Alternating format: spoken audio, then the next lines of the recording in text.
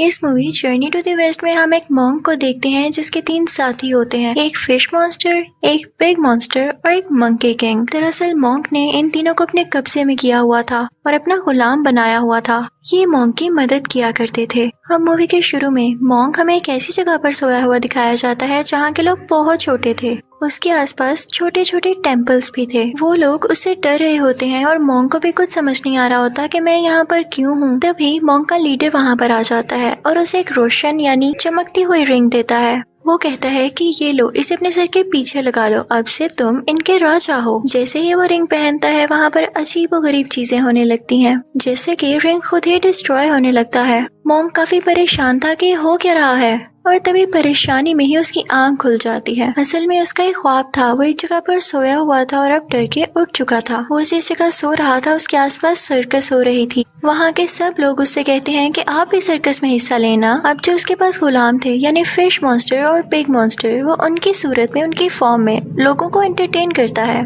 उस मॉन्स्टर को देख के एक बच्चा रोने लगता है और लोग कहते हैं कि ये कैसा मजाक है, हमें बिल्कुल मजा नहीं आ रहा। फिर मॉन्क एक दरख्त की तरफ इशारा करता है और कहता है कि देखो वहाँ पर मंकी किंग है। लेकिन वो मंकी किंग साहिब कुछ करने के बजाय दरख्त से नीचे ही गिर जाते हैं। लोग इस वजह से भी मॉन्क पर गुस्सा होते हैं और उसका मजाक उड़ाने लगते हैं कि तुम हमारे साथ क्या खेल खेल रहे हो, हमें तुम एंटरटेन करने वाले हो भी कि नहीं। मॉन्क कहता है कि थोड़ा हौसला रखो और उनसे मीठी मीठी बातें करके उन्हें अपनी तरफ कर लेता है। उसी दौरान मंकी किंग भी उठ जाता है और अपने बाकी साथियों यानी पिग मॉन्स्टर और फिश मॉन्स्टर से कहता है कि हमें मिलके कुछ करना होगा, तुम लोग मुझे मारना और हम इन लोगों को एंटरटेन करेंगे। लेकिन लोग अभी भी उनका मजाक उड़ा रहे थे तो इस बात पर पिग मॉन्स्टर को गुस्सा आ जाता है। वो उधर खड़ी हुई एक औरत पर अटैक करने की कोशिश करता है। लोग उसे पकड़ लेते हैं। मंकी किंग भी उसे मना करता है और कहता है कि ऐसा ना करो। वो फिर भी बाज नहीं आता। तब मंकी किंग उसका ध्यान बटाने के लिए पूरी सर्कस खराब करने लगता है। वो हर चीज तबाह करता जा रहा था। मॉन्क उसे मना करता है लेकिन वो उस पर ही गुस्सा हो जाता है और अब तक बहुत देर हो चुकी थी क्योंकि पूरी सर्कस डिस्ट्रॉय हो चुकी थी। मूवी की असल कहानी तो अब यहाँ से शुरू होती है जब एक औरत अपनी माँ को एक एक्सोर्सिस्ट के पास लाती है।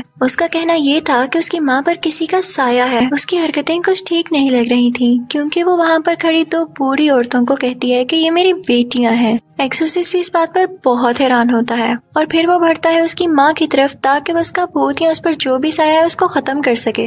लेकिन बहुत कोशिश करने के बाद भी उसे ऐसी कोई चीज नजर नहीं आती। तो फिर उसे पता चलता है कि असली मॉन्स्टर तो उसकी अपनी बेटी है, यानी वो लड़की जो अपनी माँ को इसके पास लाई थी वो मॉन्स्टर में बदल जाती है। उसकी बॉडी अजीब हो गई थी। वो सब पर एक किस्म का जाला फेंकने लगती है। उसके हाथ और टांगे काफी लंबी हो गई थी जैसे वो कोई स्पाइडर हो। वहाँ पर मौजूद सब लोगों को वो मारने लगती है। फिर सीन चेंज होता है और हम मॉन्क और मंकी किंग को एक साथ देखते हैं। मॉन्क मंकी किंग की बहुत पिटाई कर रहा होता है। वो उसे कहता है कि मैं तुम्हें इसलिए मार रहा हूँ ताकि तुम्हें हमेशा याद रहे कि कहाँ पर क्या करना है। वो कहता है कि तुम्हारा कुछ पता ही नहीं चलता, तुम्हें जब गुस्सा आ जाए तो तुम कोई भी चीज तबाह कर देते हो। जैसे तुमने सर्कस को तबाह किया था, तुम यहाँ भी कुछ न कुछ कर सकते हो। वो उसकी जुबान खींचता है, उसे पिंच करता है, उस पर थप्पड़ मारता है। साथ ही साथ वो मंकी किंग की पूरी बॉडी को ही हिट कर रहा था। यहाँ पर हम पास्ट का भी एक सीन देखते हैं जब मंकी किंग को एक जगह पर कैद किया हुआ था। वो कई साल वहाँ पर चेन्स में बंधा रहा और कैद रहा। मंकी किंग बेचारा ख्वाब में डर जाता है और उसकी आंख खुल जाती है। तो मॉन्क कहता है कि सो जाओ,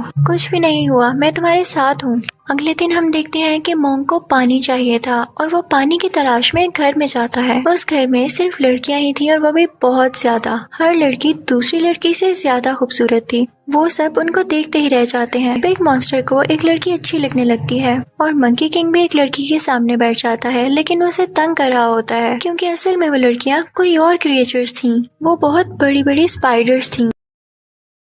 मॉन्क जब ये देखता है तो वो मंकी किंग से कहता है कि तुम अपनी होश में तो हो। वो कहता है कि हम मदद मांगने आए थे और अब तुम्हारी वजह से हमें जाना होगा। लेकिन वो लड़कियां उन्हें जाने नहीं देती, अपने असली रूप में आ जाती हैं। यानी वो अब बड़ी बड़ी स्पाइडर्स बन चुकी थी और उन लोगों पर अटैक करने लगती हैं। वो लोग खुद को बचाते बचाते बाहर आ जाते हैं। मंकी किंग के सामने सबसे बड़ी स्पाइडर आ जाती है और वो उसी तरह उसकी जुबान खींचता है जैसे मॉन्क ने उसकी खींची थी और इस तरह से वो स्पाइडर को मार देता है। जब मॉन्क को ये पता चलता है तो वो मंकी किंग से कहता है कि तुम्हें मैनर्स कब आएंगे, तुम कब सुधरोगे। हर चीज का हल ये नहीं होता कि वो जगह तबाह कर दी जाए या अगले को मार दिया जाए। मंकी किंग चुप करके उसकी बातें सुन रहा होता है और जैसे ही वो मोंग जाता है तो पीछे से वो बोलने लगता है। अब मोंग एक खामोश जगह पर जाकर आसमान के नीचे दुआ करता है, यानी प्रे करता है कि बस गॉड, अब मुझ में इतनी हिम्मत नहीं है कि मैं सब कुछ डील कर सकूं, और ये मॉन्स्टर्स भी मेरी बात नहीं मानते, मैं इनको नहीं हैंडल कर सकता, अब ये मेरे बस की बात नहीं रही है। ये सब बातें बिग मॉन्स्टर भी छुपकर सुन रहा होता है। वो सारा कुछ जाके मंकी किंग को बता देता है।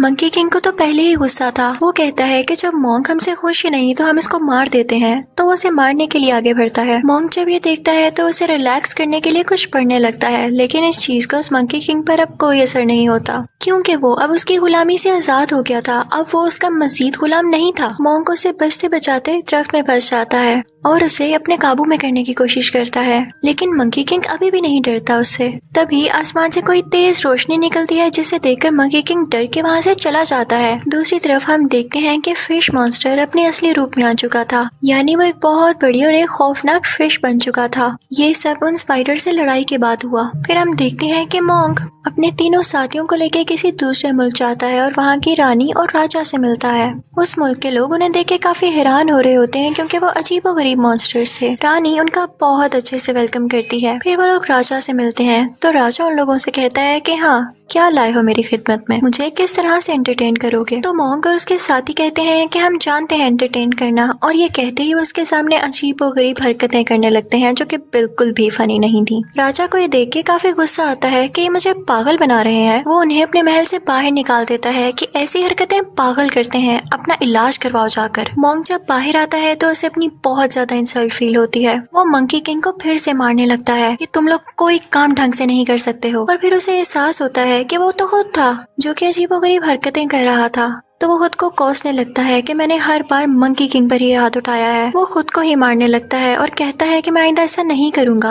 वो जाता है और मंकी किंग के आगे झुक कर उससे माफी मांगता है। मंकी किंग उसे उठाता है और कहता है कि मैंने आपको माफ किया, अब हम दोस्त हैं। वो दोनों खुश हो जाते हैं और अब मिल के कहते हैं कि हम राजा के पास दोबारा जाएंगे, उससे भी माफी मांगेंगे और फिर उन्हें अच्छा सा एंटरटेन करेंगे। वो लोग अंदर जाते हैं तो उन्हें पता चलता है कि ये तो असली राजा है ही नहीं, असली राजा को इसने कहीं गायब किया हुआ है। मंकी किंग चाहते ही उसे थप्पड़ मारने लगता है ताकि वो गुस्से में आकर अपने असली रूप में आ जाए। जैसा वो लोग चाहते थे वैसा ही होता है, वो गुस्से में आकर अपने असली रूप में आ जाता है। उसका मुंह लाल हो जाता है और उसके मुंह से आग निकलने लगती है। असल में वो एक छोटा सा रोबोट था जो कि आग फेंका करता था। वो लोग उससे बहुत फाइट करते हैं और उस दौरान महल में जितने भी लोग थे वो बाहर निकाल दिए जाते हैं। मंकी किंग क्योंकि बहुत गुस्से वाला था तो उसे बहुत जोर से हिट करता है, जिससे वो दूर जाके गिरता है। फिश मॉन्स्टर इस चीज का फायदा उठाते हुए अपने मुंह से बर्फ फेंकता है, जिसकी वजह से वो रोबोट फ्रीज हो जाता है। और फिर वो जाते हैं असली राजा की तलाश में। उस रोबोट मॉन्स्टर ने असली राजा को जमीन के नीचे कैद किया हुआ था। मोंग उस रोबोट राजा को कैद करके रानी को दे देता है और असली राजा को बचा लिया जाता है। असली राजा मोंग और उसके साथियों से बहुत खुश था और वो कहता है कि मांगो, तुम्हें क्या चाहिए। मोंग उसे कुछ नहीं मांगता तो असली राजा खुद ही उसे तोहफे में बहुत सारी लड़कियां दे देता है कि अब से ये तुम्हारी खिदमत किया करेंगी। मोंग कहता है कि नहीं, मैं इन सबको अपने साथ लेके नहीं जा सकता, पर हाँ मैं ये चाहता हूँ कि इन सबको आजाद कर दिया जाए, रिहा कर दिया जाए। तो वो सब लड़कियां कहने लगती हैं कि नहीं, हम इसी जिंदगी में खुश हैं, हमें आजाद नहीं होना। लेकिन उनमें से एक लड़की खामोश होती है। राजा उसे अपने सामने बुलाता है और कहता है कि क्या हुआ। वो लड़की कुछ नहीं बोल रही होती तो राजा उसे गाने के लिए कहता है और कहता है कि इस गाने के साथ डांस भी करो। वो लड़की बहुत डरी हुई थी लेकिन वो वैसा ही करती है। वो बहुत नाजुक और प्यारी लड़की थी। वो राजा को पसंद आने लगती है और वो उसे अपने साथ ले जाता है, ये कहकर कि अब ये मेरे साथ रहेगी। लेकिन अब मोंग को भी दुख हो रहा था कि उसने इस लड़की को अपने साथ क्यों नहीं जाने दिया, उसने इसे वापस क्यों कर दिया।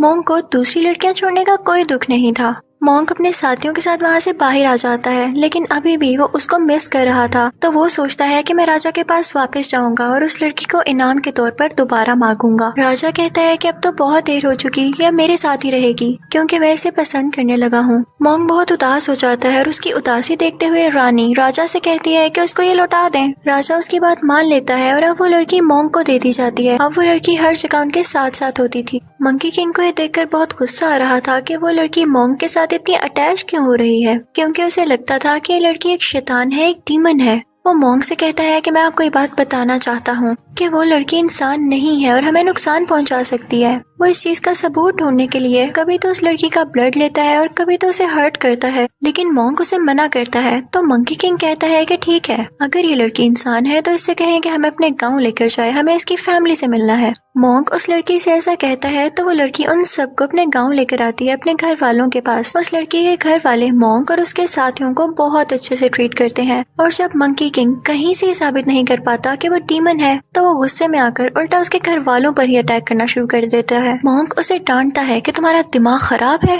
तुमने पहले भी एक लड़की को मार दिया जिसे मैं पसंद करता था। मंकी किंग ही सुनते ही वहाँ से चला जाता है और कहता है कि अब मैं लौट कर नहीं आऊंगा। अगले सीन में मॉन्क एक जगह पर उदास बैठा हुआ दिखाया जाता है। तभी वहाँ पर वो लड़की आती है और उसे पूछने लगती है कि आपको क्या हुआ है। तो मॉन्क उसको उस लड़की की बातें बताने लगता है जिसे वो पसंद किया करता था। वो लड़की उसकी बातें बहुत प्यार से और ध्यान से सुन रही होती है तो मॉन्क को इसमें वही लड़की नजर आने लगती है। वो दोनों भी बातें कर ही रहे होते हैं कि वहाँ पर फिश मॉन्स्टर और पिग मॉन्स्टर आ जाते हैं और मॉन्क को बताते हैं कि मंकी किंग बहुत गुस्से में आया हुआ है, वो हर जगह फसाद फैला रहा है, हर चीज तबाह कर रहा है और तो और उसने इस लड़की के माँ बाप को भी मार डाला और अब उसका अगला शिकार है ये लड़की। वो लड़की भाग के अपने गांव में जाती है और मंकी किंग भी उसके पीछे पीछे आ जाता है। वो उसे मारने ही वाला होता है कि तभी वहाँ पर मॉन्क भी आ जाता है। वो मंकी किंग से कहता है कि तुम्हें गलत फहमी हुई है, इस लड़की का कोई कसूर नहीं है, इसे छोड़ दो। वो लड़की मॉन्क के पीछे होती है। अब मंकी किंग मॉन्क पर ही अटैक करने आ रहा होता है। तभी वो लड़की मंकी किंग के पाँव पकड़ लेती है और कहती है कि ऐसा नहीं करो, इसको नहीं मारो। लेकिन मंकी किंग उस लड़की को हिट करता है जिससे वो दूर गिरती है और अब वो उसे मारने के लिए आगे बढ़ता है, लेकिन तभी मॉन्क बीच में आ जाता है। वो रोड सीधा मॉन्क को लगती है। तभी वो लड़की रोने लगती है और कहती है कि हाँ, मैंने बोला झूठ, मैंने छुपाया तुम सबसे कि मैं एक शैतान थी, एक डीमन थी, क्योंकि मेरे साथ मेरी जिंदगी में बिल्कुल अच्छा नहीं हुआ। कुछ आदमियों ने मेरे साथ बुरा करके मुझे मार दिया, इसीलिए अब मैंने शैतान बनने का सोचा था, लेकिन मैं बुरी नहीं हूँ। ये सुन के मंकी किंग को और भी गुस्सा आता है और वो एक बहुत बड़ा गोरिल्ला बन जाता है और इसी के साथ वो मॉन्क को निगल लेता है, उसे खा लेता है। अब वो बड़े बड़े पहाड़ों पर चढ़ने लगता है, लेकिन उसके पाँव के साथ ही वो लड़की भी थी जिसने उसका पाँव मजबूती से पकड़ा हुआ था। अब वो एक ऊंची जगह पर जाता है। वो लड़की भी उसके साथ वहाँ आ गई थी। तभी वहाँ पर वो रानी और वो रोबोटिक डीमन भी आ जाता है। रानी मंकी किंग से कहती है कि मैंने जान के इस लड़की को इधर भेजा ताकि तुम लोगों में लड़ाई हो। रानी कहती है कि मैं तो चाहती ही यही थी कि ये चीज तुम्हें गुस्सा दिलाए और तुम मॉन्क को मार डालो। अब तुम मेरे गुलाम होगे और मेरे लिए काम करोगे। तो मंकी किंग भी मॉन्क का कोई इतना भी दुश्मन नहीं था। उसने अभी तक मॉन्क को खाया नहीं था, बस वैसे ही निकला था। वो ये सुनकर मॉन्क को बाहर निकाल देता है। वो अभी तक जिंदा था। मॉन्क बाहर आकर रानी से कहता है कि क्या आप हमें बेवकूफ समझती हैं या आप समझती हैं कि इस दुनिया में सिर्फ आप ही एक अक्लमंद हैं। जिस तरह आपकी प्लानिंग थी इस तरह ये हमारी भी प्लानिंग थी। मंकी किंग शुरू से ही मेरी तरफ था और ये हमारा प्लान था कि वो वहाँ से नाराज होकर जाएगा ताकि आप लोगों पर ये इम्प्रेशन पड़े कि हमारी तो आपस में ही नहीं बनती। अब उन सब में फाइट शुरू होने लगती है और वो एक दूसरे का मुकाबला करते हैं। वो पिग मॉन्स्टर और फिश मॉन्स्टर उस रोबोटिक डीमन को दोबारा से वैसे फ्रीज करके तोड़ देते हैं और अब मॉन्क और उस रानी में लड़ाई चल रही थी। रानी फौरन से पानी में जाती है और बुढ़ा का स्टैचू बाहर निकाल लाती है। मंकी किंग भी उस पर मुसलसल अटैक कर रहा था क्योंकि वो जानता था कि ये एक डीमन है और बुढ़ा एक अच्छे इंसान थे और वो अपनी पावर कभी भी एक डीमन को नहीं दे सकते। मंकी किंग अपनी स्टिक निकालता है और पानी में चला जाता है, लेकिन जैसे ही वो पानी में जाता है उससे से दो स्टैचूज और बाहर आ जाते हैं और मंकी किंग पर अटैक करने लगते हैं। मंकी किंग को समझ नहीं आ रहा होता कि बुढ़ा उस डीमन की मदद क्यों कर रहा है। वो बहुत ज्यादा जख्मी हो जाता है, लेकिन तभी एक बड़ा सा हाथ पानी से बाहर आता है जो कि रियल यानी असली बुढ़ा का था। वो